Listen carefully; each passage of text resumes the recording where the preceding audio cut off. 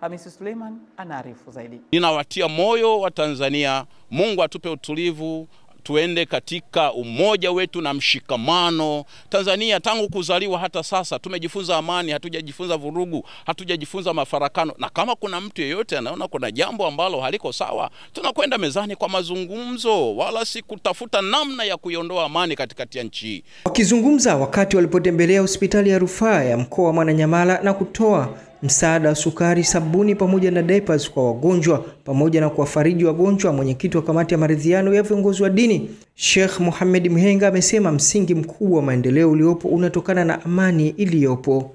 Pamoja na haya lakini pia lengo letu kubwa kuonyesha amani.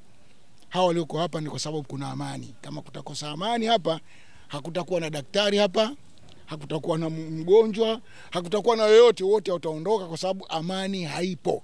Amani ni hitaji la mwanadamu, lakini ni hitaji ya viumbe wote. Inapokosekana amani, hata paka anakimbia, hata mbwa anakimbia, hata yule ambaye anayevuruga amani naye anakimbia, kwa sababu amani anaihitaji sana. Tuko hapa kuwaunga mkono viongozi wetu na zaidi sana na kusema tuko pamoja nao kuitakia amani nchi ya Tanzania tunapoelekea katika uchaguzi wa mwaka 2025. Tuwaombe wa Tanzania, yako maneno mengi yanayotamkwa katika nchi hii. Kila mmoja asubuhi anaamka na tamko lake, huyu amesema hili, lakini tukiipoteza amani hii hatuna mahali pa kuipata.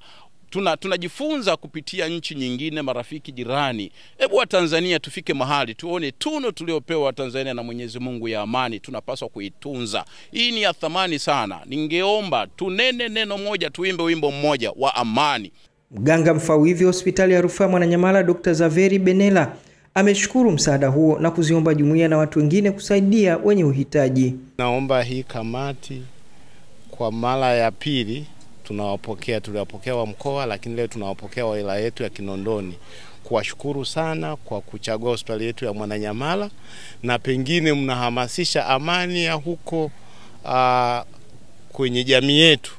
Ina maana hospitali yetu tutaendelea kuhudumia wateja hawa tulionao. Hatuna haja kuhudumia nje ya hawa ambao watatokana na amani yetu kuvurugika. Hamisi Suleiman, Channel 10, Dar es Salaam. Asante Hamisi Suleiman kwa taarifa hiyo. Mwenyekiti wa Tume Huru ya Taifa ya Uchaguzi, jaji wa Mahakama ya Rufaa, Mheshimiwa Jacob